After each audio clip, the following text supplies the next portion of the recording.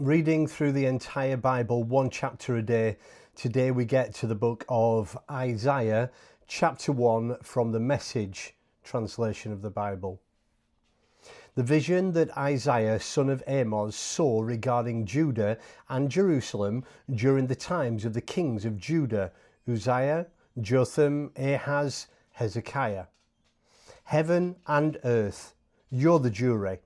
Listen to God's case. I had children and raised them well, and they turned on me. The ox knows who's boss. The mule knows the hand that feeds him, but not Israel. My people don't know up from down. Shame, misguided God-dropouts, staggering under their guilt baggage. Villainous gang, band of vandals. My people have walked out on me, their God, turned their backs on the Holy of Israel, walked off and never looked back.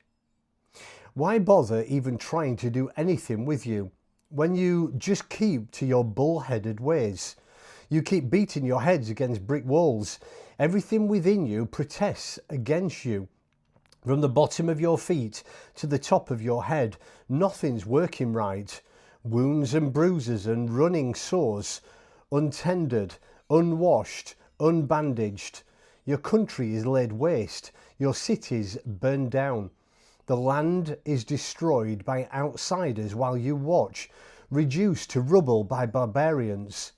Daughter Zion is deserted, like a tumble-down shack on a dead-end street, like a tar paper shanty on the wrong side of the tracks, like a sinking ship abandoned by the rats. If God of the angel armies hadn't left us a few survivors, we'd be desolate as Sodom, doomed like Gomorrah. Listen to my message, you Sodom-schooled leaders. Receive God's revelation, you Gomorrah-schooled people. Why this frenzy of sacrifices? God's asking. Don't you think I've had my fill of burnt sacrifices, rams and plump grain-fed calves? Don't you think I've had my fill of blood from bulls, lambs and goats?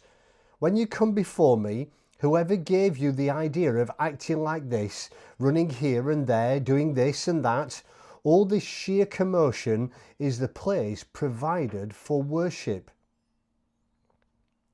In the place provided for worship. Quit your worship charades. I can't stand your trivial religious games. Monthly conferences, weekly Sabbaths, special meetings.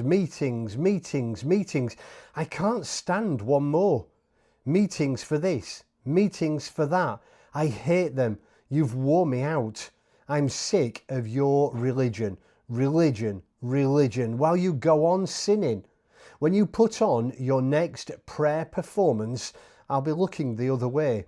No matter how long or loud or often you pray, I'll not be listening. And do you know why?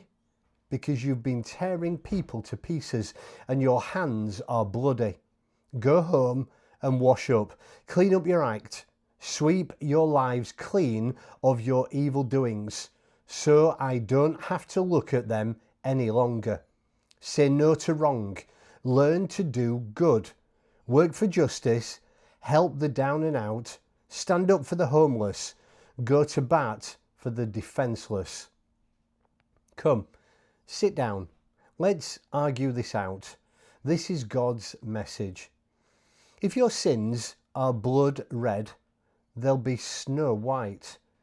If they're red like crimson, they'll be like wool. If you'll willingly obey, you'll feast like kings. But if you're willful and stubborn, you'll die like dogs. That's right, God says so. Oh, can I believe it? The Chester city has become a whore. She was once all justice, everyone living as good neighbours, and now they're all out at one another's throats. Your coins are all counterfeits, your wine is watered down, your leaders are turncoats who keep company with crooks. They sell themselves to the highest bidder and grab anything not nailed down. They never stand up for the homeless. Excuse me.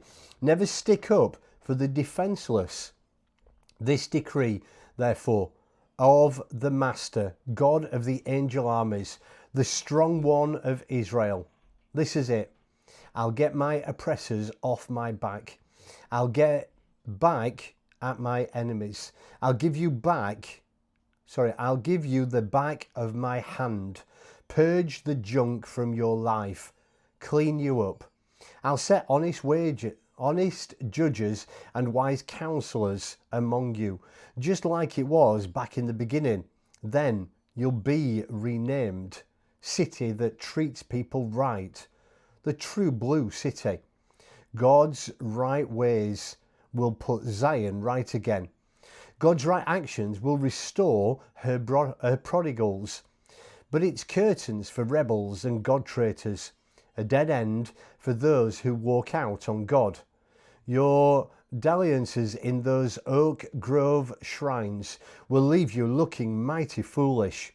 All that fooling around in God and Goddess gardens that you thought was the latest thing, you'll end up like an oak tree with all its leaves falling off, like an unwatered garden, withered and brown.